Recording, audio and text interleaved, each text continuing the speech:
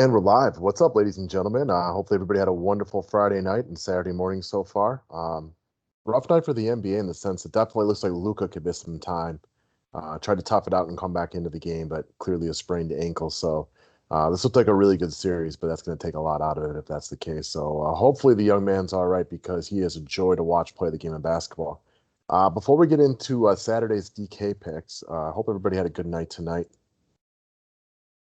I just wanted to quickly just cover something with you guys that I don't know how nerdy all of you guys get when you really kind of look at the numbers, but like this is a 25 single entry double up.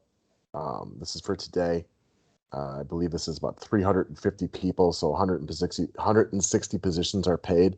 Obviously, it was a solid night up near the top, but like the point that I wanted to get to is like this is a 287. Like during the regular season, there are plenty of nights that this score doesn't even cash, right? So you have to readjust your thinking a little bit in the playoffs. And one of the things I wanted to get back to today, I feel like the last 2 days I tried too heavy to look at the stars and the scrubs.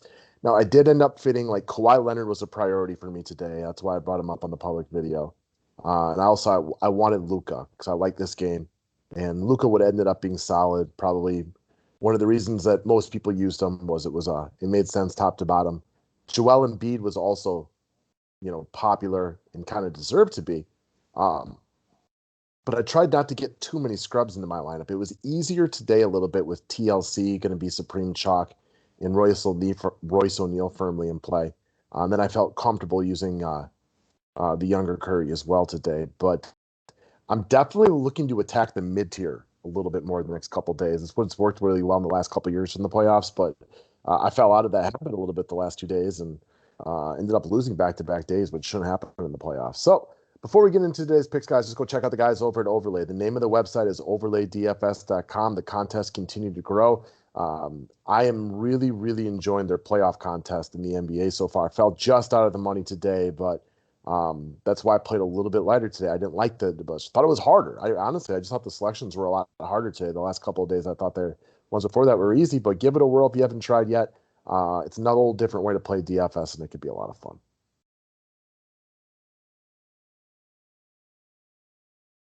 All right, so getting into what we can expect for Saturday, let's just talk about the elephant in the room, which is the Aaron Gordon news. So this is kind of nice. The other day, it definitely seemed like he was a little bit more likely to play game two than he was game one. But shout out to one of my buddies in our group who said he was pretty confident he was doubtful.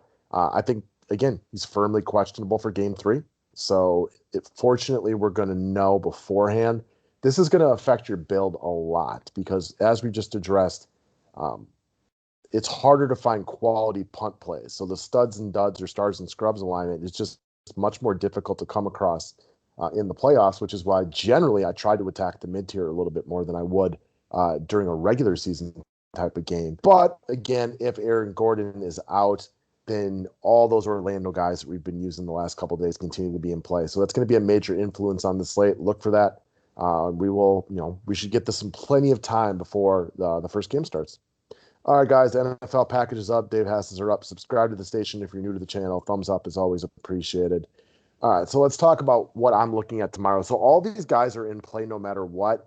But again, to what level you attack the mid-tier will depend a lot on the availability of Aaron Gordon tomorrow and whether or not the Augustines and Fultz and Rosses and Emmisids and Clarks and Vucevic's of the world are better plays or not. So one guy I feel very comfortable with in any format, we brought him up the other day, was Eric Gordon of the Houston Rockets. He is priced at 5,100, so I believe that's a $200 price increase from the last time out there. Still cheaper than he probably should be. So we all know Russ is out for a while. Gordon scored the same number of DK points in each of the first two games, 30.75.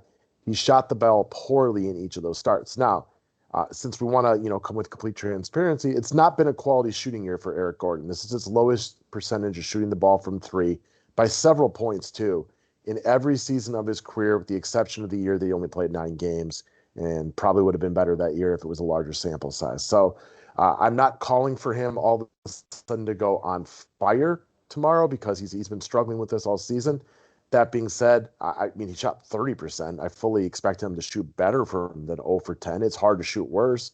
I mean, you have to look at Justin Anderson from a week or two ago in the bubble when he shot like 15 or something or whatever it was. So Eric Gordon's going to be doing enough things. One of the other things to like about Eric Gordon is this Dort kid for OKC.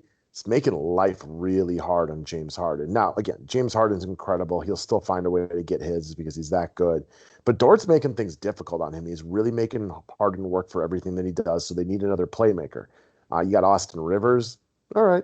He was big for us that one day. But Eric Gordon is the wily veteran who needs to be out there for only his playmaking and his perimeter defense. He's also, by what the Houston Rockets coaches think, their best perimeter defender. And when you're going up against CP3, Shai, and Dennis Schroeder, then you need somebody who can play some perimeter defense. I think that's why he's played 30 and 33 minutes the first two games. I feel very safe with him in any format. Even if some of those Orlando Magic guys play, I trust Eric Gordon to come out and give you something similar to what he's done the first two games. Maybe he doesn't get as many rebounds and assists, but maybe he makes a couple threes. So I'd expect 30-ish points, give or take.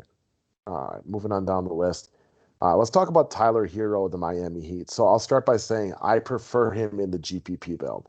I don't quite trust him 100%. This is, his rookie season, third year, or third playoff game. Hasn't done anything super special throughout the first two. Has given you a very, blah type of performances. In game two, Duncan Robinson went nut, but it was still Tyler Herro that played significantly more minutes. And while he hasn't had his breakout shooting performance yet, that could come at any day.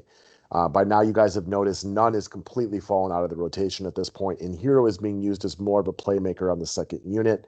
I think we can get him tomorrow at relatively lower ownership. I think that if a lot of people want to grab a secondary piece off of Miami like this, they'll look for the cheaper Crowder, Iguodala, or Duncan Robinson himself. So in the GPP format, I think you get him at a low ownership, at least by 4-game standards. A buddy of mine from the area knows him from coaching some AAU kids that played with him. And again, this doesn't really mean much, but he swears he's about to go off in game 3. So I don't know, call it a sign, call it a little bit of hijinks, whatever you want to call it. I think Tyler Herro is somebody you can check out for lower ownership. Now, if Aaron Gordon plays, though, and there isn't as much value out in this slate because it, bumps down a lot of those guys on the Magic a little bit, I think he's safe enough for cash games. He's not a guy like just lock him into your cash lineups. I still prefer him in the GPP type of format, but I think he'd be fine if he fit your last spot. All right, next up, Jimmy Buckets Butler. Loved him game 1, liked him game 2. I wouldn't say I specifically love him for game 3, but knowing that the mid-tier build is something I'm trying to target, I feel really safe with Buckets on my roster in any type of format. So he does a variety of different things, hence the stat line he provided this year: 20 points, 6.5 boards, 6 assists, 2 steals per game, 40 points per game. What I see from this series is Miami's the better team. Not by leaps and bounds, but they're the better team. And you should expect to get Indy's best fight in game 3. So I think we get another competitive game. And I like Jimmy Butler in hard-fought competitive games, which is what I expect to see on Saturday. He does a little bit of everything on the floor. So hence the high floor, decent ceiling. He's not a guy that's going to rattle off 70 for you, but that doesn't happen a lot in the playoffs. The number of 70-point games we've seen, I think Bron got there in game 1. And I don't, I could correct me if I'm wrong, but I don't think we've had another 70-point game. So getting 40 out of Buckets right here off of 7,600, safe, reliable. That's the reason I wanted to cover the cash lineup stuff in the beginning, is for anybody who plays in the double ups, the scores are just a lot lower. So 43 points from Jimmy Butler is a very sufficient day, something I feel very comfortable with. All right. Surprisingly, I don't love this game for DFS specifically, but what I do like is a very clear pecking order. And we're starting to see a few more blowouts in the playoffs. Clearly, Utah really gave it to the Denver Nuggets today. I expect Indy, who's the more desperate team, to play well in game 3, but Miami doesn't fold, so I expect this game to be competitive. So I'm also looking very firmly at Malcolm Brogdon, especially if we're forced to use the mid-tier build. And even if a lot of those cheap Magic guys are available and you can do more of the stars and scrubs, I always like to set a contrarian mid-tier GPP lineup. So Brogdon has been very, what's the best word to describe this? He's been fine. Again, he is not the kind of guy that's going to come out there and ruin your lineup, minusing some sort of freakish blowout. He has not shot the ball well so far in the playoffs, but has managed to roll into a version of value in both games so far. He's playing darn near 40 minutes, whether Oladipo's in, whether Oladipo's out. doesn't really matter as one of their better players and the guy who has the ball in their hand a lot. It's not like a crush spot or anything like that, but Brogdon needs to be on the attack, getting to the hole. Having watched him for years in Milwaukee, he's very capable of creating his own shot and setting up shots for others. And if we don't get a lot of cheap value and we're forced to use the mid tier, I have no problems doubling up on this game with guys like Brogdon and Jimmy Butler, guys that are going to have the ball in their hand a ton, that are going to need to redo things for you. This is the final effort for the Pacers right here. And you need this game that, this is a must win, right? Win this game, you're down 2-1. The series is still alive. You lose this one, it's over. So I expect Brogdon and the Pacers to play hard tomorrow. This is another guy, much like Jimmy Butler. I'm not expecting 60, 70 points from him. But I feel pretty comfortable that, 32 to 47 is a very reasonable expectation. And with scores down in the playoffs, that works for me. So that's what I got for this slate, guys. I appreciate y'all watching. Don't forget to click that thumbs up button. Cheers to everybody who's actually watching this on Friday night. Wanted to be able to get it out for y'all. And we'll see you guys in a little bit.